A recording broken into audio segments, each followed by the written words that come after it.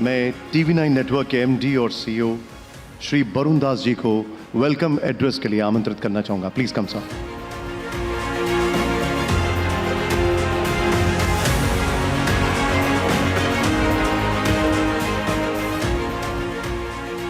Thank you, Nishant. Thank you, Ramu. I almost envy young entrepreneurs like you because your star is hitched to a soaring India and the world is your oyster. The Honorable Prime Minister Shri Narendra Modi ji, sir, on behalf of TV9 Network, I would like to express my deepest gratitude to you for being with us here this evening. At a time when the war in West Asia is roiling global peace and prosperity, impacting the 3 F's that drive the global economy, namely fuel, finance, and food. The energy shock that we are witnessing now could be the biggest humanity has ever faced, far bigger than the shocks from the 2 world wars and the other disruptions like the Arab oil embargo of 1973 or the Iranian Revolution of 1979 or even the Gulf War. The ongoing asymmetric war could just drag on. So the question no longer is what the world thinks today. The question is also what India thinks today when the world is uncertain. Modi ji, you've once again reminded the world that diplomacy and dialogue is the only way forward. You have been working relentlessly, engaging with state heads to drive home this message. So we are not just grateful to you for being with us here tonight, but also, as always, for being a source of great inspiration for us.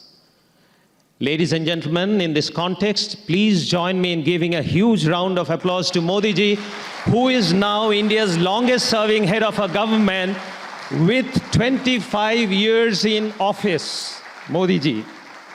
It gives me goosebumps to think that half of our generation, half of our population wasn't even born when he became the chief minister in Gujarat in 2001. Thank you for being with us, Modi ji.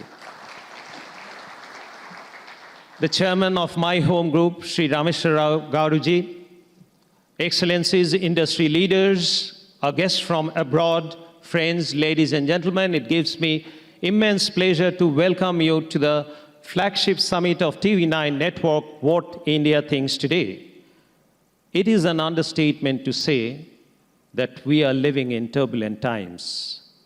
Before the West Asia conflict, tariff war shook the world across continents.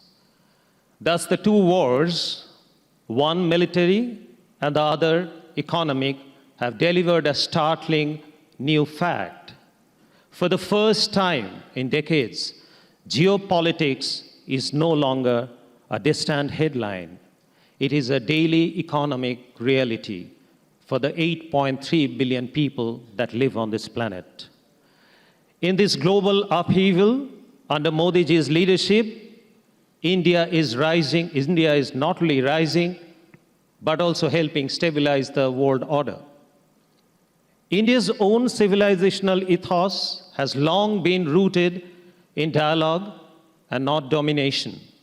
Yet from a battle fought more than 5,000 years ago, this country produced most profound literature on life and duty.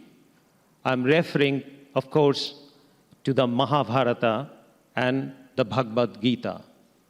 As a student of management and leadership, I've always been a keen observer of Modi ji's style of governance.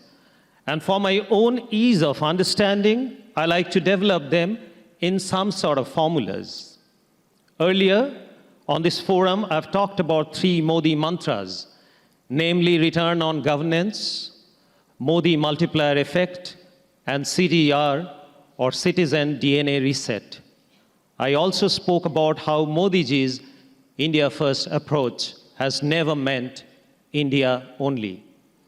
With the world today resembling a Kurukshetra in many ways, I see a new Modi mantra at play in his engagement with the world at large.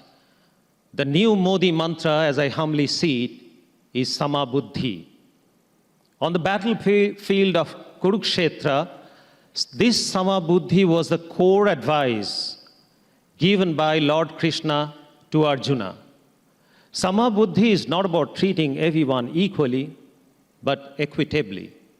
It is the ability to engage with all sides without losing one's center. When I look at India's insistence on strategic autonomy and multi-alignment as spelled out in the 5 A's of foreign policy, which are Samman, Sangvad, Sahyog, Shanti, and Samriddhi, I see Sama Buddhi in action. In a world where globalization is on the retreat and nativism on the rise, India's ability to stitch trade deals with key partner countries and blocs is a resounding validation of its mature approach. After all, in an age where one missile can disrupt global peace, peace is no longer an ideal, it is an economic necessity. But ladies and gentlemen, let us not forget that this is just the external Kurukshetra that Modi ji is fighting. Within India, the set of challenges is no less of a battle.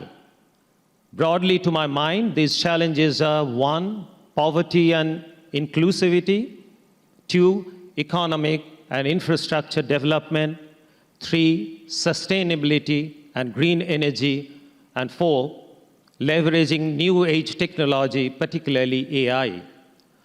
On all these counts, India's transformation over the last 12 years under Modi ji's leadership has been truly remarkable.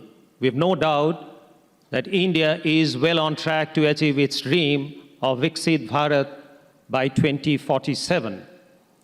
The evidence of it is visible in every step of the way in various milestones that we are achieving. The task of transforming a country of 1.4 billion people is a daunting one. In my lifetime, there is no other leader who has dared to set BHAGs, or big, hairy, audacious goal for a country and executed on them the way Prime Minister Modi has.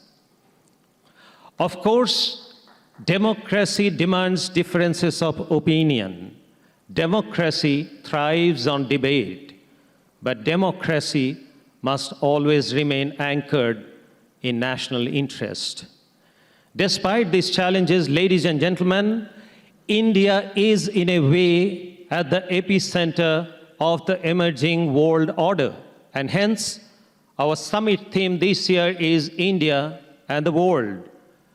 Modi ji, if what India thinks today is not only relevant, but also shapes the global narrative, it is because of your vision and leadership.